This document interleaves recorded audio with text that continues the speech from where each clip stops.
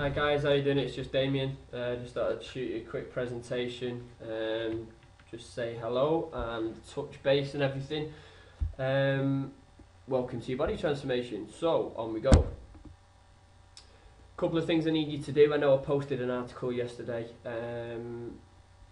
with some of this stuff in there, but I'm just going to reiterate it again, just for the purposes of this presentation.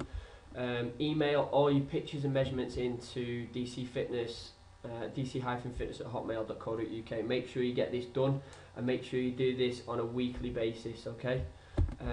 Take pictures of your food on your phone and post them on the group. Try and do this like literally every meal that you have. Just take a picture, get used to doing it, and then just post it up on the group whenever you get a chance. You can do it all at say as you go, or post them all up at night time, something like that. That will give me and others some good ideas as to what you're doing, and give other people ideas as well. Some good ideas what they can have if they're struggling. It's also a good way for me to hold you accountable and hold yourself accountable. Next, keep a food diary and send this in with your pictures and measurements on a weekly basis. I can go through this and give you any advice where you need it. Make sure that you're working out at least 3 times a week. Okay. Make sure you're either attending the boot camp sessions as well as the PT sessions if you're on my PT program, or you're making up any sessions that you miss at home, but you must do a minimum of 3 sessions a week if you want to get results. Make sure that you're checking in with the group on a regular basis. Keep up to date with everything so you're not going to miss anything. That's it. Post any questions and feedback about your training sessions and your nutrition. So if you've got any questions or anything like that, just make sure you post it up. If you're struggling with what to eat, times a day, etc., your energy's up or down, make sure you post it up there, because I'm sure other people will be feeling the same. Okie dokie, on with the presentation then. I'm just going to run through the list of foods that we're removing and why, basically, reiterating again what it says in the welcome pack for you. So, starting with alcohol, lager, wine, alcohol pops, vodka, etc. Anything alcohol. In a nutshell, alcohol is basically a toxin. Toxins make your body work extremely hard to eliminate, putting stress on the liver, the kidneys and the adrenal glands. Looking at alcohol under a microscope, it's the same as sugar. Basically, your body digests it, or breaks it down, tries to digest it the same as sugar. The only place that's going to go is stored body fat. Nice picture of home there. Okay, wheat and gluten. Basically, a lot of the foods that we're removing, 90% of people are intolerant to anyway. It's just that we've been told to eat these foods since a young age, and that we're so used to eating these foods that they become a habit, and our diets are pretty much dominated by eating such foods as wheat and gluten. So you're looking at bread, pasta, cakes, biscuits. That's all for your wheat. Gluten is basically hidden in all sorts. It's hidden in absolutely everything. So if we remove all processed foods, which all of the above are, then you stand a better chance of removing gluten out of the diet. Gluten is very, very hard for the body to break down. A lot of people are intolerant to gluten. Wheat causes many problems as well, so this is why we are removing wheat and gluten.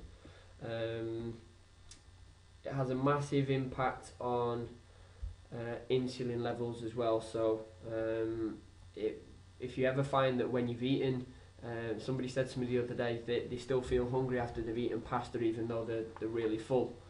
It's because it has a massive impact on insulin, so it's going to increase your blood sugars, which will come crashing down, which has a massive impact on insulin.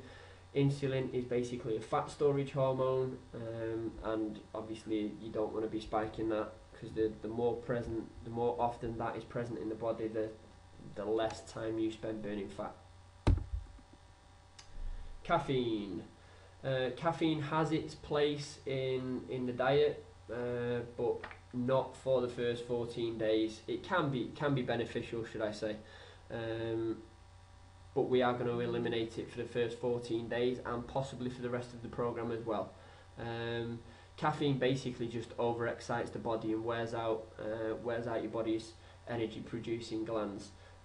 If you're already tired and stressed out and run down with work and whatever other stresses that you put on your body, the last thing that you want to do is be adding in caffeine, which is a stimulant. Yeah, so let's just remove caffeine for the first 14 days as a minimum. Okay.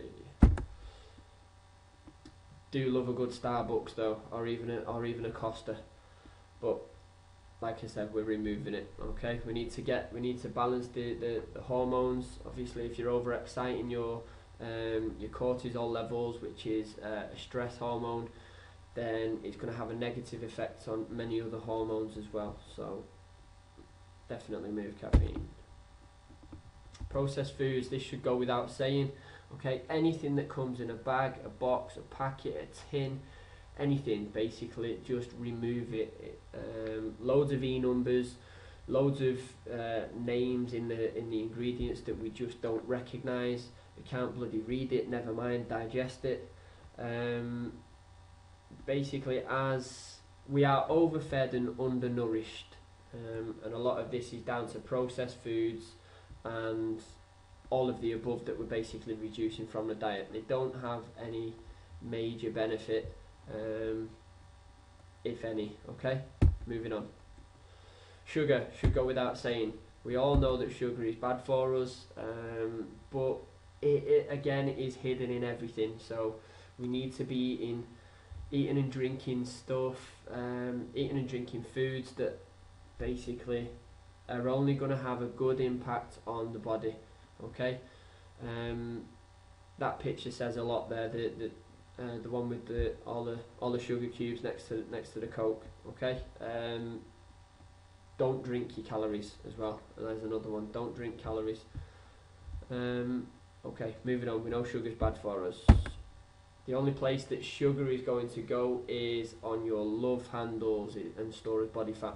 Okay, and it's the same for the sugar substitutes. What happens with sugar substitutes is you don't actually give your body the energy, but it still craves it gets the taste of the sugar, but it still craves the energy that you would get from the sugar.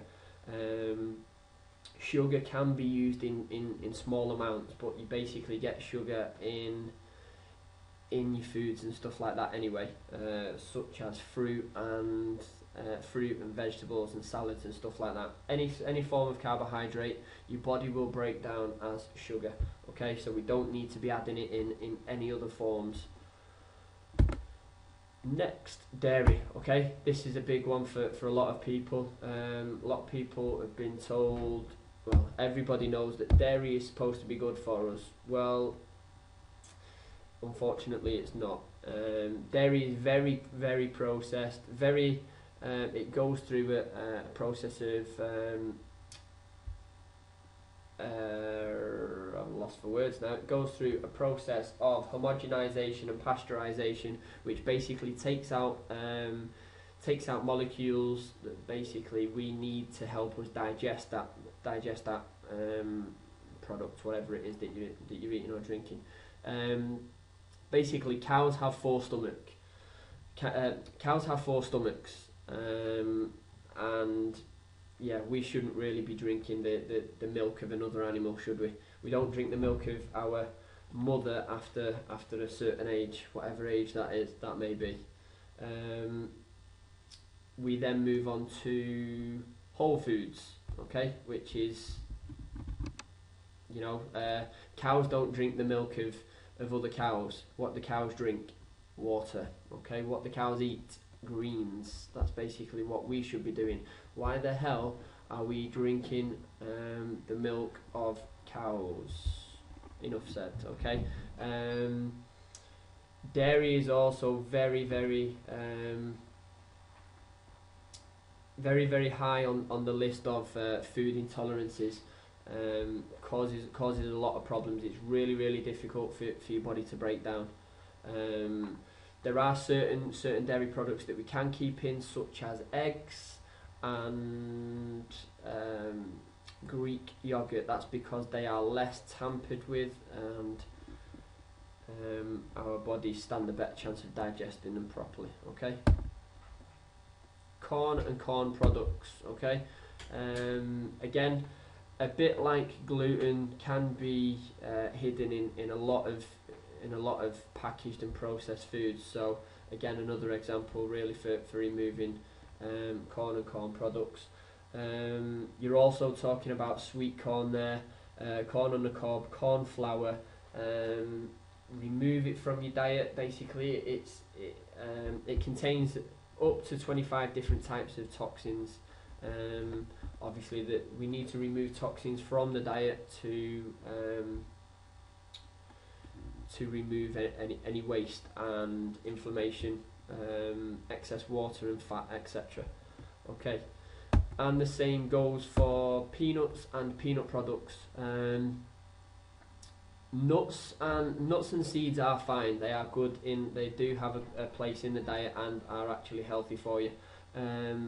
Apart from peanuts don't have that much of a benefit for you, and have up to 25 different types of toxins in there. So obviously, as I said, we need to remove all toxins from the diet where possible.